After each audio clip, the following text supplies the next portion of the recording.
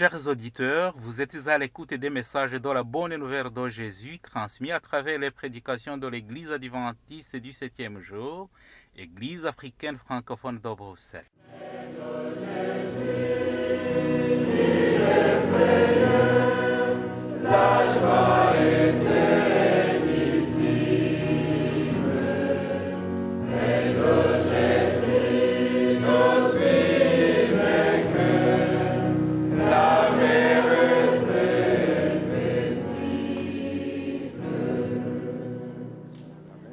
C'est ainsi qu'a commencé la bonne nouvelle de Jésus-Christ, le Fils de Dieu. C'est là ce qui est écrit dans le livre du prophète Ésaïe. J'enverrai mon messager devant toi, il te préparera le chemin. On entend la voix de quelqu'un qui crie dans le désert. Préparez le chemin pour le Seigneur, faites-lui des sentiers droits. Marc chapitre 1, verset 1 à 3. Itangiro ry'ubutumwa bwiza bwa Yesu Kristo, umwana w'Imana.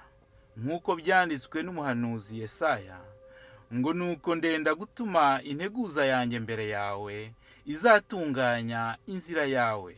Ijwi ry'urangurira mu butayu, ati nimutunganye inzira z'Uwiteka, mugorore inzira ze. Mariko igice cya mbere, umurongo wa mbere kugeza ku wa gatatu.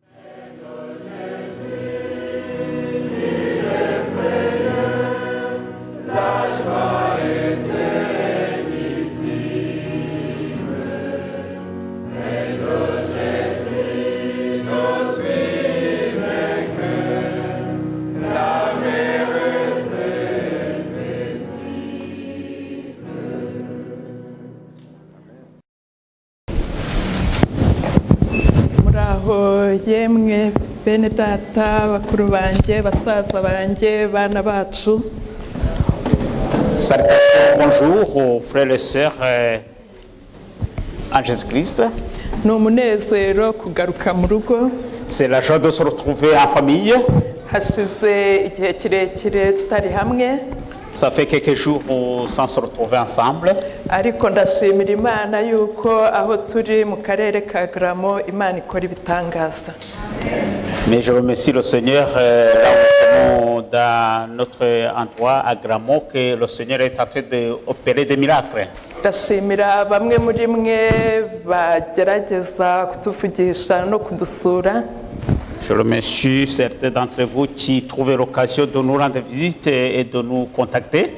Mbasaba n'abandi kujya munyaruka mukareba naho twerekeye. Et je demanderai à vous aussi les autres de pouvoir venir aussi voir là où nous sommes. Turi mu murimo umwe turatahiriza hamwe. Nous sommes dans la même œuvre, nous faisons le même travail. Nkuko twabivuze nigeze kubivuga mu gihe cyashize. Comme nous l'avons dit l'autre fois, umurima ureze, la moisson est grande ibisarurwa ni byinshi, et la récolte et la moisson ils sont assez nombreux, ariko abakozi ni bake. mais les ouvriers manquent. Mureke twese tujye mu murimo w'Imana kandi dukomeze gusabirana. Acceptons tous d'aller dans l'œuvre de Dieu et prier pour les uns les autres. Biranshimishije rero kuba ndi hano hagati muri mwe. Ça me réjouit alors d'être ici parmi vous. Ni umwanya ngiye kugira icyo mbwira abana kitari kirekire. Je vais dire une petite soirée aux enfants. Et j'invite les enfants de venir devant. Demandez les enfants d'avancer devant.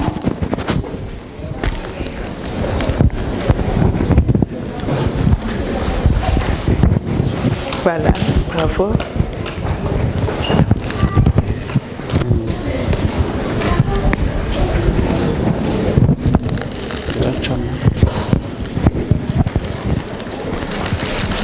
Les enfants, il n'y a pas d'autres enfants qui restent.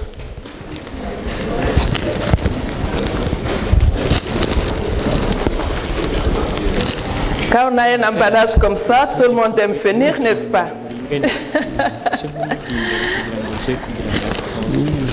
Je montre, c'est quoi ça? C'est un cadeau parce qu'en général, tout le monde aime les cadeaux. Oui, Anaël en premier.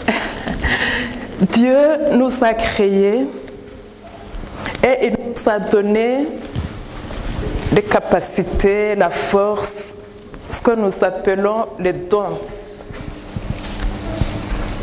Vous comprenez ça? Nous avons des dons, nous avons des choses à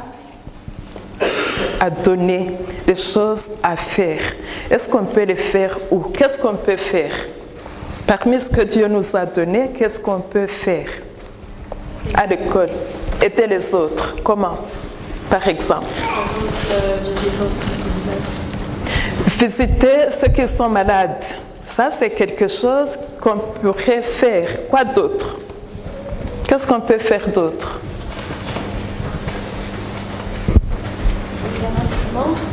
Jouer un instrument. Quand on joue un instrument, c'est bien parce que ça égaye la communauté, c'est bien, on loue Dieu et on donne. On peut servir, on peut aider les personnes âgées, on peut offrir des cadeaux. Et la leçon d'aujourd'hui que je voudrais que vous reteniez, c'est que quand tu fais quelque chose de bien à l'autre, c'est comme si tu lui donnes un cadeau. Et quand tu donnes à quelqu'un un cadeau, en général, est-ce qu'il l'oublie? En général, cette personne pense toujours à ce que tu lui as fait. Et quand tu lui fais un cadeau, quand tu lui rends un service, en même temps, tu fais un ami à Dieu. C'est important. Dieu nous a donné des cadeaux, des dons, des talents pour les donner aux autres.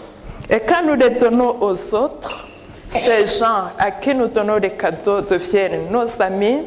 Et comme nous devons montrer ce que nous connaissons, et eux aussi deviennent des amis de Dieu. Que Dieu nous aide pour que nous puissions, partout où nous sommes des enfants, mais Dieu aime que les enfants aussi viennent dans sa maison, qu'ils soient amis de Dieu. Merci beaucoup et j'ai un petit cadeau à donner.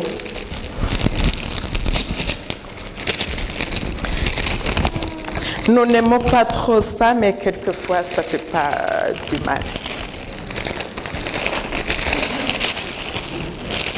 Voilà, je donnerai un cadeau à distribuer, parce qu'on a un cadeau, on va donner à l'autre. Je donne 2, comme ça tu mangeras un et tu donneras un à quelqu'un d'autre pour faire ton ami. Tu as compris? Tu mangeras un et tu donneras celui-ci à quelqu'un d'autre dans la salle. Non, il a ces 2. Ne mange pas les 2. Un et puis un pour offrir. En sortant d'ici, on sera fait des amis. Hein? Tiens. Ok. Je vous laisse partager ce cadeau. Passez chez Papa Dina, il va vous donner les 2. Merci beaucoup pour la participation et que Dieu vous bénisse tous. Kuganira muri iki gitondo. Nous allons méditer ensemble ce matin. Icyigisho kiri muri Matayo igice cya 5. Une méditation se trouvant. Mariko igice cya 5. Une méditation se trouvant dans Marc chapitre 5. Umurongo wa mbere kugeza wa 20. On va lire du premier verset jusqu'au verset 20. Mariko igice cya 5 umurongo wa mbere kugeza wa 20. Marc chapitre 5, 1 jusqu'à 20. Ni isomo cyangwa ni igitekerezo gisanzwe kizwi. C'est une leçon qui est connue, une histoire qui est connue. Ku basomyi b'ibitabo by'umwuka w'ubuhanuzi kirimo wifuzwa ibihe byose ni icyigisho cya 35. Ce qui aime faire la lecture des livres sur la prophétie, c'est le livre de Jésus-Christ, le chapitre 35. Chapitre 35. Cyangwa se abafite agatabo kitwa Rencontre avec le Christ gihereye kuri page ya 65.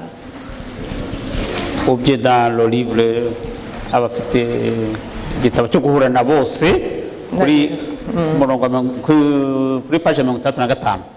Mariko igice cya 5 umurongo wa mbere no wa 20 kugeza wa mbere kugeza kwa 20 haravuga ngo Yesu yirukana abadayimoni benshi mu muntu. Et ça se dit quand Jésus chassait les démons dans la personne. Mw'iki gice bavuze umuntu ariko muri Matayo hari kigaragara muri Matayo igice cya 8 cya muri Luka igice cya 8 bo bavuga abantu babiri. Dans ce chapitre on parle d'une seule personne, mais dans Matthieu chapitre 8 on parle de 2 personnes. Hano rero bavuze uyu muntu nanjye ndavuga umuntu umwe ariko ahagarariye babiri cyangwa benshi nta kibazo. Et ici moi aussi je me baserai sur ce chapitre qui parle d'une seule personne, mais on va sous-entendre que c'est pour plusieurs, 2 ou plusieurs personnes. Iki gitekerezo gitangira Yesu n'abigishwa be bavuye mu nyanja bambutse inyanja. Ce passage commence par quand Jésus traversait la mer. Bari baraye bagenda ijoro ryose muribuka ko bahuye n'umuraba ukomeye. Ils avaient traversé la mer et ils avaient rencontré beaucoup de vagues. Niho Yesu yatuje inyanja bashobora kwambuka. C'est là où Jésus avait calmé la mer pour qu'ils puissent traverser. Bari bacyambuka rero bageze hakurya bageze ahumutse. C'est après avoir traversé, lorsqu'ils arrivaient à l'autre bord de la mer. Ariho aha igitekerezo gitangirira. Et c'est pas là l'histoire commence. Ngo reka ngisome hanyuma ndagaruka inyuma. Ngo bafata hakurya y'inyanja mu gihugu cy'Abagadaleni. Yomutse uwo mwanya umuntu utewe na dayimoni ava mu mva aramusanganira. Yabaga mu mva nta wari ukibona icyo ashobora kumubohesha naho waba umunyururu, kuko kenshi bamubohesheje ingoyi y'amaguru n'iminyururu y'amaboko, maze ingoyi akayicagagura n'iminyururu akayivunagura, ntihagira umuntu ubasha kumuhosha. Iteka ryose ku manywa na nijoro yahoraga mu mva no ku misozi asakurizayo yikebesha amabuye.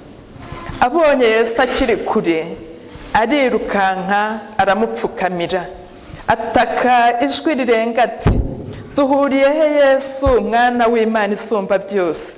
Nkurahirije Imana ntunyice urupfu n'agashinyaguro, kuko yaramubwiye ati dayimoni we muvemo. Aramubaza ati witwa nde? Undi ati ingabo niryo zina ryanjye kuko turi benshi. Aramwinginga cyane ngo atabirukana muri icyo gihugu. Kuri uwo musozi hari umugana w'ingurube nyinshi zirisha, nuko baramwinginga bati twohereze muri ziriya ngurube tuzinjiremo. Arabakundira, abadayimoni bamuvamo binjira muri izo ngurube, umugana wirukira ku gacuri, zisuka mu nyanja zihotorwa n'amazi, zari nk'ibihumbi 2.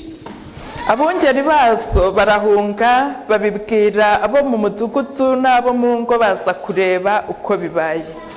Bageze aho Yesu ari basanga uwari utewe n'ingabo z'abadayimoni yicaye yambaye afite ubwenge nk'abandi, baratinya. Ababonye ibyabaye kuri uwo muntu n'ingurube babitekerereza abandi, bahera ko baramwinginga ngo ave mu gihugu cyabo.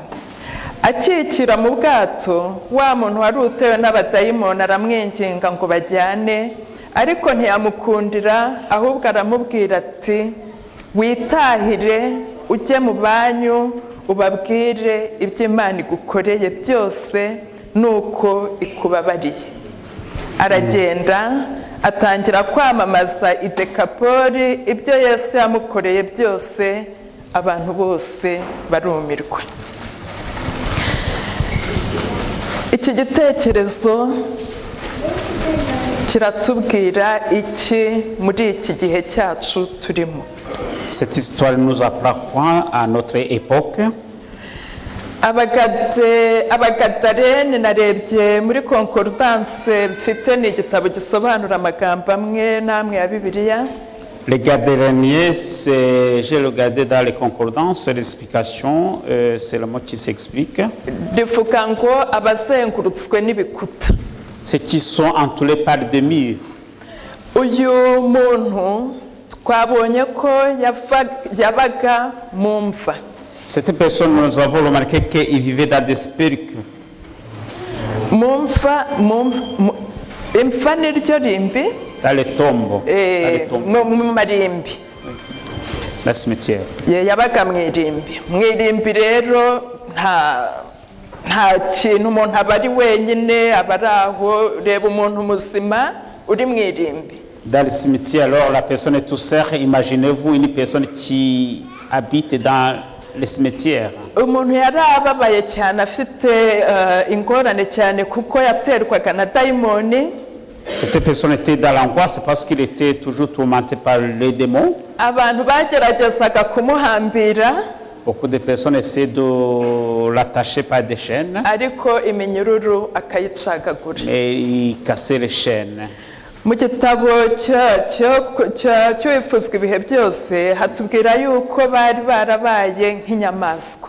Dans le livre de Jésus-Christ, on nous dit qu'il était comme un animal. Yateraga abantu ubwoba iyo bapfaga kumubona abantu barirukaga. Il faisait beaucoup peur aux gens, les gens qui le voyaient et couraient vite. Niyo mpamvu hano uyu mugabo yabonye Yesu akaza amusanga, ntabwo bavuga ko Yesu yari hamwe n'abandi bantu, ahubwo intumwa uko bigaragara zari zahunze kuko zari zimuzi. C'est pour cela quand il est venu, Jésus, il s'est approché à Jésus, mais les disciples ils avaient fui la personne parce qu'ils avaient perdu la personne. Yesu rero ntabwo atinya icyo ari cyo cyose kuko ashobora byose. Jésus alors n'a pas peur de quoi que ce soit parce qu'il est tout puissant. Niyo mpamvu iyo umuntu amurabutswe, c'est pour ça lorsqu'on s'aperçoit de Jésus, uko waba umeze kose, tel que tu es, Yesu yiteguye kukumva no kugutega amatwi. Jésus est prêt pour t'écouter. Ku murongo ukurikiraho Yesu amubonye, amaze kumubona yabonye ko afite ikibazo. Le verset suivant, lorsque Jésus l'a vu, il a remarqué qu'il avait un problème. Yahise ku murongo wa 8 basa n'abacuritse imirongo kuko bavuga ko ku murongo wa 7 uyu muntu yatatse n'ijwi rirenga ati duhuriye he Yesu mwana w'Imana isumba byose, nkurahisha Imana ntunyice urupfu n'agashinyaguro. Kuko Yesu yari yamubwiye ati dayimoni we muvemo. Murabona baracuritse. Yesu yaramubwiye ati muvemo dayimoni, undi ati ntutwice urupfu n'agashinyaguro.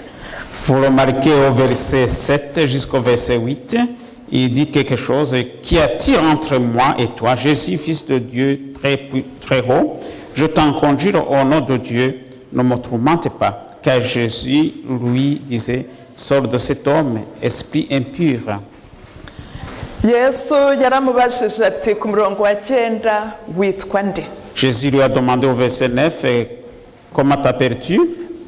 Yesu amubaza iki kibazo, twibuke yuko Yesu akiri hano ku isi yabanaga n'abantu, yabaga azi imico abantu barimo. Quand Jésus lui demandait cette question, Jésus, lorsqu'il était sur la terre, ils habitaient avec les gens et ils savaient dans quelle culture ils vivent. Mu mico y'aba bantu bavugana n'abazimu cyangwa birukana abazimu, ugomba kumenya ubwoko bwa dayimoni cyangwa izina rya dayimoni uteye umuntu kugira ngo ushobore kuvugana nawe no kumwirukana. Alors Jésus savait de quel démon il s'agissait et comment on peut chasser de tels démons. Niyo mpamvu yabashije ati witwa nde? C'est pour cela qu'il a demandé quel est ton nom. Igisubizo cy'uyu munyegadareni ku murongo wa 10. La réponse de ce gars dernier est au verset 10, 9 au 10. yaravuze ati ingabo niryo zina ryanjye kuko turi benshi. Il a répondu, Légion est mon nom. Lui répondit-il, car nous sommes plusieurs. muzi yuko cyangwa mwumvise nkanjye yuko iyo umuntu harimo amadayimoni akenshi aravuga ariko si we uvuga ni amashitani aba amuvugiramo. Vous et moi, nous savons tous comment, quand une personne a des démons, qu'il s'exprime, mais ce n'est pas lui, mais c'est les démons qui sont en lui. aho kuvuga izina ryaravuze ati ni ingabo niryo zina ryanjye. Au lieu de répondre à la question de son nom, il a dit Légion, c'est mon nom. kuko turi benshi. Parce que nous sommes plusieurs. ku ruhande rumwe yaravugaga ati ese uyu muntu Yesu nta kintu turi benshi cyane ntacyo ashobora ahari kumarira. D'un côté, il pensait comme ils étaient nombreux, ils voyaient Jésus qui n'était pas capable de pouvoir faire quelque chose parce qu'ils étaient nombreux, beaucoup de démons. yari azi aho ayo madayimoni amugejeje ko ari kure. Il savait déjà comment les démons le tourmentaient. niyo mpamvu yahise avuga ati ni nyinshi izi ngabo ni nyinshi. C'est pour cela qu'il a répondu que les combattants, les démons, ils sont nombreux. mu kilatini En langue latine. hano mu gifaransa bakoresheje legion. En français, ils ont utilisé le mot légion. kuvuga ngo ingabo niryo zina ryanjye kandi turi benshi. mu kilatini iri ingabo cyangwa legion bisobanurwa ngo la légion évoque l'entière soumission à un pouvoir étranger totalement invincible en raison de sa suprématie. ni ukuvuga ngo turi benshi, ni ukuvuga ngo ndi mu butegetsi bw'ubunyamahanga bukomeye kandi budashobora gutsindwa. En latin, ils disent que nous sommes environnés par une puissance invaincable. uyu musore yari azi ko abo badayimoni bamurimo ari benshi kandi bafite imbaraga. Ce jeune homme savait qu'il était habité par plusieurs démons qui sont puissants. nubwo yari arabutswe Yesu agize ako kantu k'ibitekerezo ko kumusanga. Même s'il avait aperçu Jésus et qu'il a eu la pensée de s'approcher à Jésus. ariko ku rundi ruhande yari yiyumvisemo nyine ko ibyo arimo bikomeye kandi ari byinshi. Mais d'autre part, il se sentait qu'il était environné par de mauvais esprits et plusieurs. mu buryo bwa Bibiliya, Dans la Bible, ikibi cyose cyerekeza kuri nde? Kuri Satani. le mal toujours est attribué à Satan. ni ukuvuga ngo mu yandi magambo, En d'autres mots, umuntu wese ubaswe n'ikibi lorsqu'on est dans le mal, aba ahanzweho n'iki? il est entouré par Satan. aba ahanzwemo na dayimoni. Il est habité par les démons. ushobora kuba ubaswe n'ubugugu, Tu peux être habité par l'égoïsme, uwo ni dayimoni. ça c'est un démon. ushobora kuba uhanzwemo no gukunda iby'isi, Tu peux être envié par les choses mondaines, ubwo ni uburyo bw'amadayimoni n'ibindi byinshi. ibibi ni byinshi. ce sont des esprits démoniaques et plusieurs d'autres choses. umuntu uhanzwemo na dayimoni La personne qui est habitée par les démons, arangwa no kuba solitaire, kuba kwigunga. la personne qui est habitée par les démons se manifeste par une solitude. muzarebe yenda abantu ingero ni nyinshi. umuntu wabaye umusinzi ruharwa aba mw'abo bantu, ntabwo agendana n'abantu bazima. Les cas sont multiples. Imaginez-vous une personne qui est ivrogne et il a sa façon de vivre, sa façon de se conduire.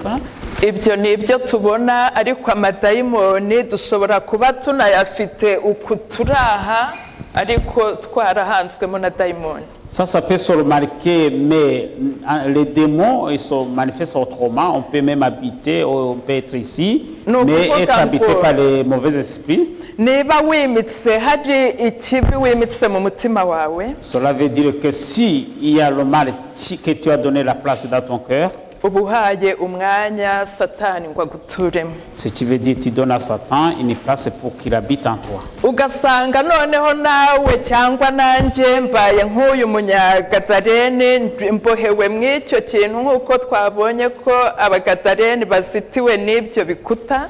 Et cela revient de même comme ce Gadérien, vous et moi, d'être environnés par des murs. Ugasanga ndifuruguta mw'ibyo bintu nta mbuze hepfo na ruguru. Et je me retrouverai environné des gens dans ces choses-là, et je n'ai pas ni à côté ni à gauche. Ugasanga tumeze nk'uyu twifuruguta mw'aho hantu hameze nk'imva turi mw'icyo gihugu cyitwa Gadareni, kuko zishobora kuba nyinshi, hari ubusambanyi, hari ibibi ni byinshi cyane. Et ça serait comme cette personne qui habitait dans des cimetières. Les choses sont multiples, il y a l'adultère, il y a tant de choses qu'on peut qualifier déjà d'être habité par les démons. Amahirwe dufite Le bonheur que nous avons, la grâce que nous avons, nuko twabonye Yesu Kristo, nous avons le Seigneur Jésus-Christ kandi utwemera uko turi. qui nous accepte tel que nous sommes. Ntabwo agusaba kubanza kuba mwiza ngo ubone umusange, Il ne nous demande pas de se purifier pour s'approcher à lui, ahubwo niba umurabutswe mais si tu l'aperçois, uramusanga tu t'approches de lui, akakweza, il va te akaguha sanctifier, ubuntu bwe, il va te donner sa grâce, hanyuma akagutunganya. et il va te purifier.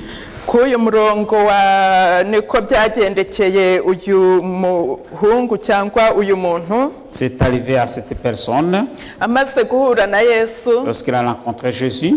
Inkuru yarasa, iyo umuntu ahuye na Yesu ntabwo ari ibintu biragaragara, iyo uhuye na Yesu biraboneka. La nouvelle a été répandue. Quand il rencontre Jésus, ça se remarque, ça se voit. Inkuru yarasakaye La nouvelle a été répandue, cyane cyane ko noneho hajemo n'ikibazo cy'ubukungu. surtout qu'il y avait une question de richesse. Aba bantu ingurube ziroshye mu mazi barahombye. Les pourceaux se sont précipités dans la mer. Les gens, les propriétaires de ces ports, ils étaient dans une perte. Twibuke yuko iki gitekerezo aba bantu bari abayuda, Sachant très bien que ces gens, c'était des juifs. bari bazi yuko ingurube ari iki ikizira. Ils savaient déjà que les porcs sont des abominations.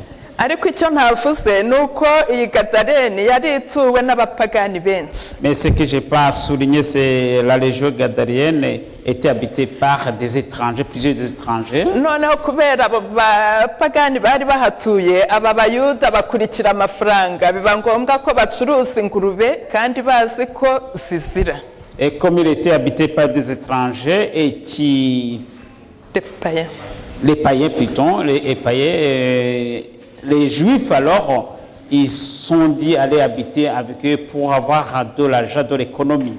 Bo bashishikazwa no kwibonera inyungu gusa, bacuruza ibyo kuvuga ngo zirazira mu isi ry'ibiki ntacyo bibabwiye. Les Juifs, au lieu de s'abstenir de ces choses abominables qui n'étaient pas correctes à leur esprit, à leur foi, ils ont dit aller faire le business, le commerce avec les païens. Aha harimo ibintu bibiri. Il y a des choses ici. Aba bacuruzi bacuruzaga izi ngurube, Les gens qui faisaient le commerce des porcs, Imana yashatse kubakangura cyangwa kugira icyo ibabwira. Dieu a voulu les réveiller ou bien leur dire quelque chose. Isiroha mu nyanja yasaga n'igira ngo ibakebure be guhugira cyane mwuko kwiruka inyuma y'ubukungu. Lorsqu'il les envoyait se précipiter dans la mer, c'était pour les avertir de ne pas aller courir derrière la richesse, kugira ngo bakurikire ubuntu bw'Imana. pour qu'ils puissent suivre la grâce de Dieu. Ariko bo ntabwo ariko babifashe, bababajwe n'inyungu zabo. Mais ils ne l'ont pas cru comme ça, mais ils sont préoccupés de leurs richesses. Ikindi cya kabiri, Une autre chose, iyo Yesu ari gukora umurimo ibitangaza bikorwa, quand Jésus est en train d'opérer des miracles, iyo yirukana abadayimoni, lorsqu'il chasse les démons, umwanzi Satani arababara, Satan n'est pas content.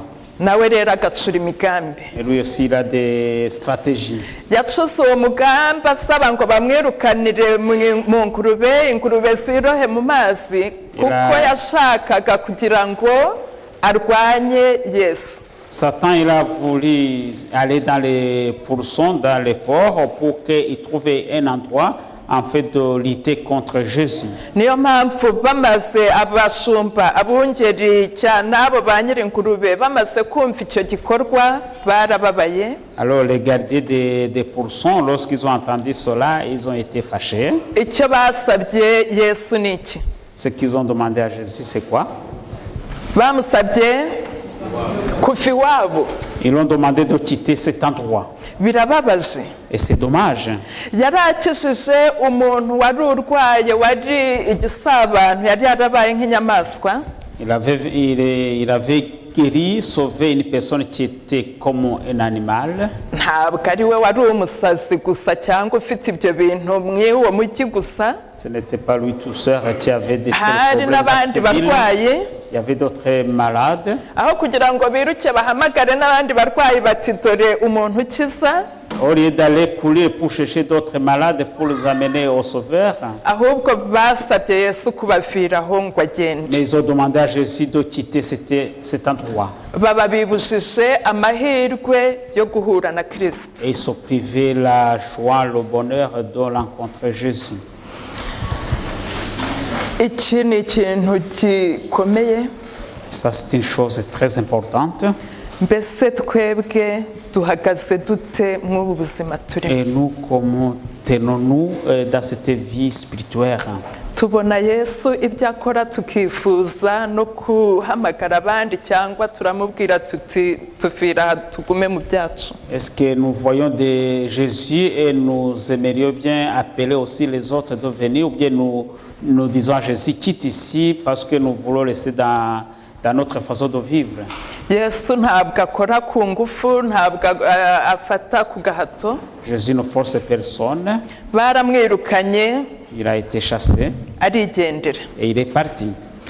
Akinjira mu bwato, Lorsqu'il allait dans la barque, wa musore wari waratewe na dayimoni, le jeune homme qui était habité par les démons, ariko ntaragera aha hantu na Yesu ataragenda, aba bantu bamaze guhurura basanze uyu muntu wari waratewe na dayimoni byarahindutse.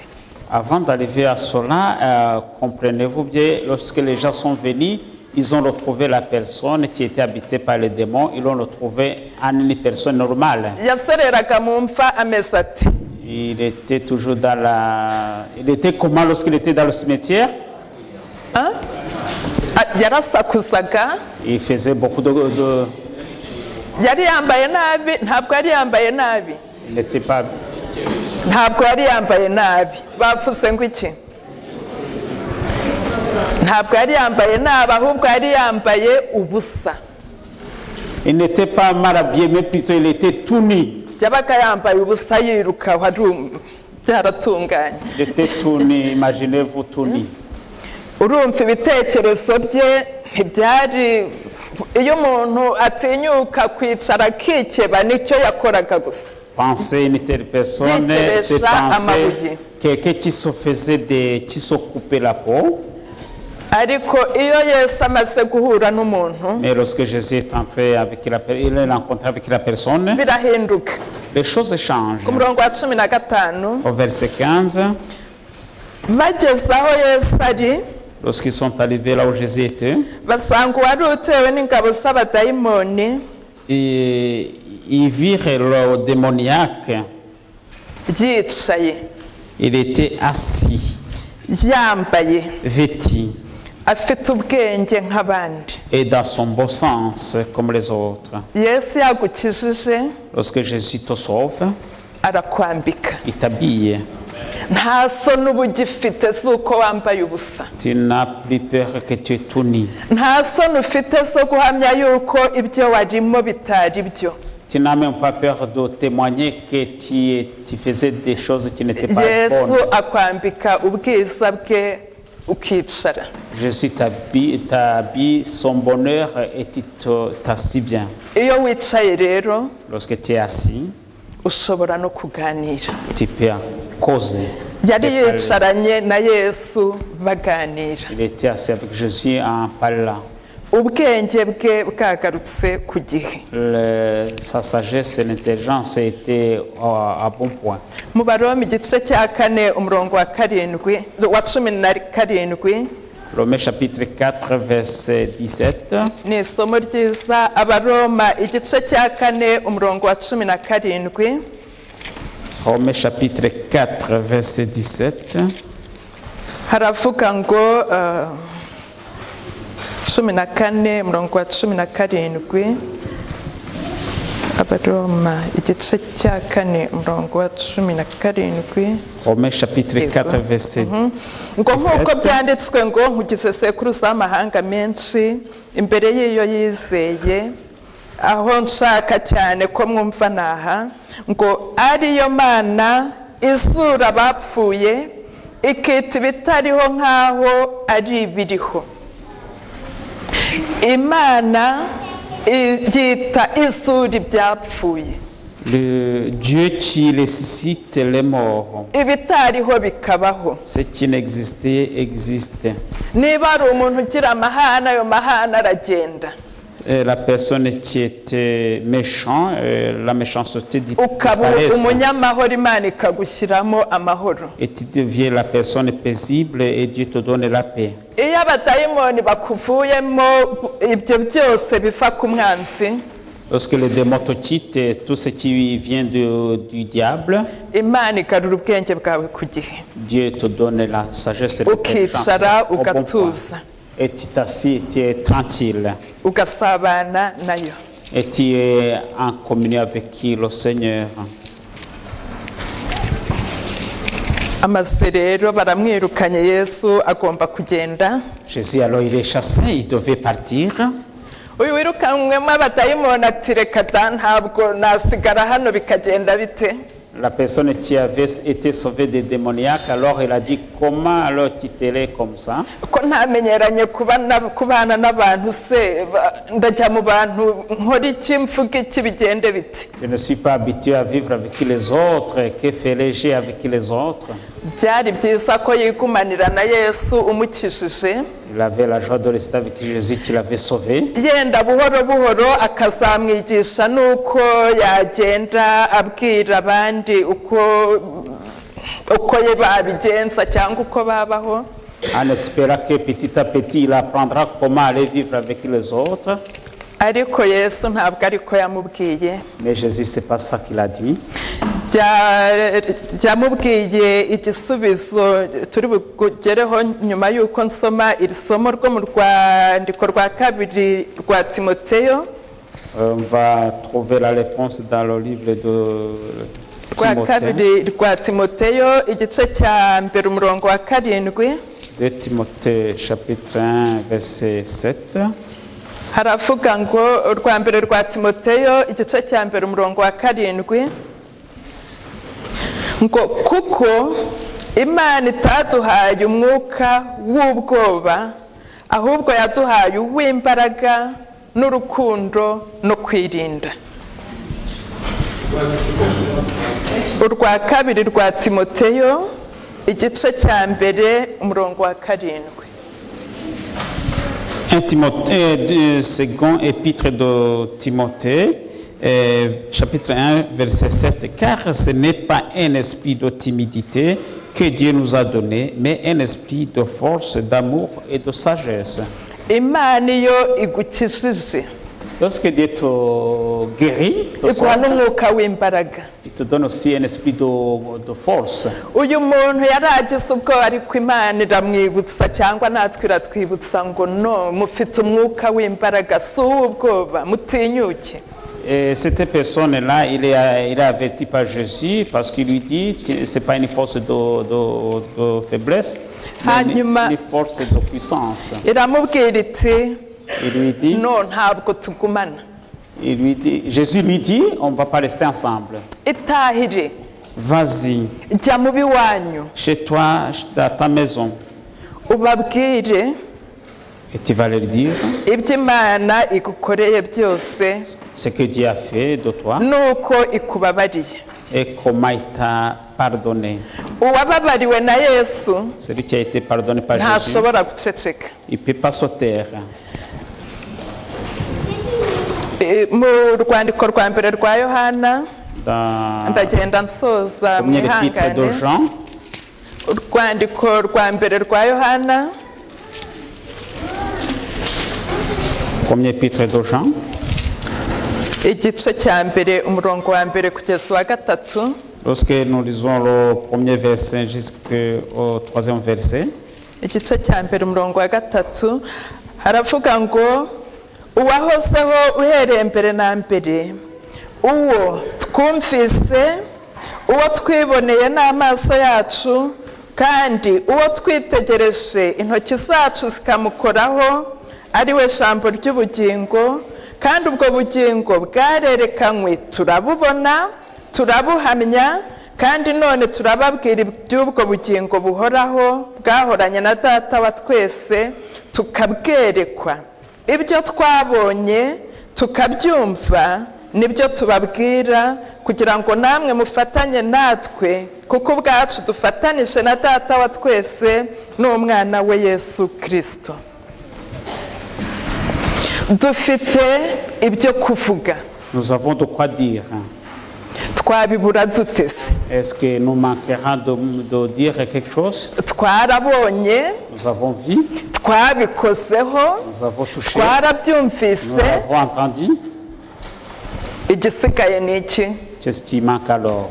Kugenda tukabivuga. Allez annoncer cela. Imana iradutuma Dieu nous envoie ngo tugende tuvuge. que nous puissions aller et parler. Ntabwo dushobora guceceka. Nous ne pouvons pas nous taire.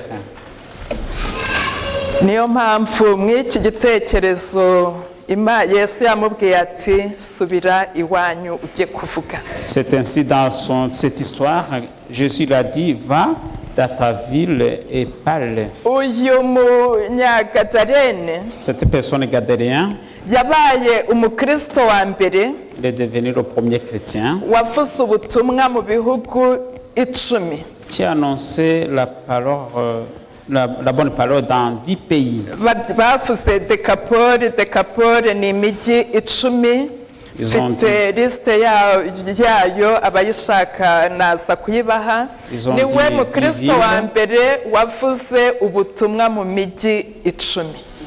C'est la première personne qui a dit le 10 villes, celui qui veut bien, je pourrais lui dire ces villes dont il s'agisse. Ntabwo yamaranye na Yesu igihe kirekire. Il n'a pas passé beaucoup de temps avec Jésus. Ntabwo yari yarabonye ibindi bitangaza Yesu yakoze. Il n'avait pas vu d'autres miracles que Jésus avait opérés. Ariko ubuhamya bwiza bushobora kugira icyo bumara. Mais le bon témoignage qui peut donner, exhorter les autres, fortifier les autres. Ubuhamya bwawe wabayemo uvuga ibyo wabonye, ibyo wumvise, ibyo wakorewe. C'est le témoignage que tu as vu que de toi-même, ce que Dieu a fait pour toi, qui peut aider les autres. Imana rero idufashe. Que Dieu nous aide alors. Nkuko yakoreye neza uyu wari uhanzweho n'amadayimoni. Comme il a fait à cette personne qui était habitée par les démons. Natwe twemere ko dufite ibidatunganye mu mibereho yacu. Que nous aussi nous acceptions qu'il y a des choses qui ne sont pas correctes, qui sont dans nos cœurs. Nta kinanira Imana. Rien n'est impossible à Dieu. hari abantu benshi bajya bavuga ngo niko meze sinshobora guhinduka njye muranzi ndarakara nta kundi nabigenza. Il y a des gens qui disent comme ça, c'est comme ça je suis un homme angoissé, fâché toujours. ubu bwira Imana ngo changer. iki cyo gihe Qu'est-ce que tu lui dis? ubu yibwira ngo ntushobora kunkiza. Qu'est-ce que tu dis à Dieu à ce moment-là? Tu dis, Dieu, tu ne peux pas me sauver, tu ne peux pas me guérir. ahubwo nk'uyu mugabo reka tujye ku birenge bya Yesu. Mais comme cette personne, allons au pied de Jésus. ashobora byose tumusabe adukize. Il est capable, demandons-lui, il va nous guérir. twe gukomeza kwifuruguta mw'ibyo bibambase mw'izo nkuta dufungiranye mw'ubwo buhanya bwa Satani. Ne nous enfermez pas dans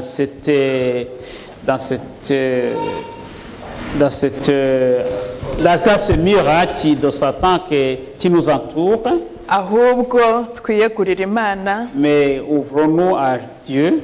tuba abakozi bayo nk'uko uyu yagiye kuyivugira mu bihugu birenga 10. Que nous soyons aussi des serviteurs de Dieu comme il est parti pour dire niko dans 10 natwe pays. dutuma ngo mugende. C'est ainsi qu'il nous envoie aussi aller. Imana rero idufashe Que Dieu nous aide, iduhire kandi twongere imbaraga qu'il nous bénisse et qu'il nous donne la force, cyane cyane idukize. surtout qu'il nous guérisse. nitumara gukira nibwo tuzagenda tukanduza abandi Parce que nous serons guéris, c'est là où nous irons aussi voir les autres. tugakora inshuti nk'uko abana bakoze inshuti batanga utubombo. Et nous ferons des amis comme les enfants, ils ont eu des amis en donnant les bonbons. inshuti natwe tuzakurura tuzaba tuzigarurira mu bwami bw'Imana. Les amis que nous gagnerons, c'est pour le royaume de Dieu. Imana iduhe umugisha kandi iduhire twese nicyo mbasabira nanjye nisabira mu izina rya Yesu. Que Dieu nous bénisse, c'est ça ma prière pour vous et pour moi. Amen. Data wa twese udukunda uri mu bwami bwo mu ijuru, Notre Père qui est aux cieux, turagushimye ko wemeye ko uyu munsi tuba turi mu nzu yawe. ton monsieur qui a accepté que nous serions dans ta maison. tugushimiye ubu butumwa bwiza utugejejeho, Ton monsieur de cette bonne nouvelle que tu adresses à nous. utwibutsa yuko ushobora byose kandi ukiza. Tu nous rappelles que tu es tout puissant et que tu guéris. none turagusabye mwami Imana kugira ngo ukore kuri buri wese muri twe, Et nous te prions, Seigneur Dieu, de toucher chacun d'entre nous udukize. et guéris-nous. uwo ukijije biragaragara La personne que tu guéris, ça se manifeste, kuko arahinduka il change, akambara il s'habille, akicara il s'assied ubwenge bukajya ku gihe. et il devient intelligent et normalement.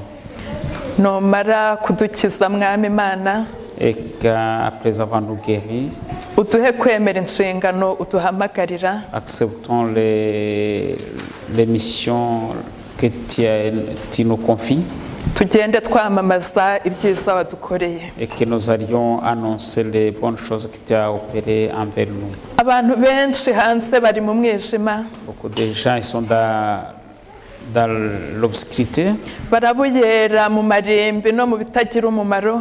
ils sont tourmentés dans des cimetières et dans des choses qui ne servent à rien. dutera umwete kugira ngo ku bwacu barabukwe umucyo wawe. Donne-nous le courage grâce à nous et qu'ils retrouvent ta lumière.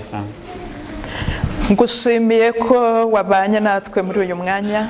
Je te remercie parce que tu as été avec nous à ce moment. ndagusaba imigisha y'uburyo butari bumwe kuri buri wese. Je te demande des bénédictions pour chacun d'entre nous. ubuntu bwawe bukomeze kuturinda Que ta grâce continue à veiller sur nous kandi budukomereze mu ijambo ryawe, et nous fortifie dans ta parole, budukomereze mu rukundo rwawe, qui nous fortifie dans ton amour, kugira ngo dukore umurunga mwiza w'urukundo n'amahoro. pour que nous ayons un ensemble de paix et de joie.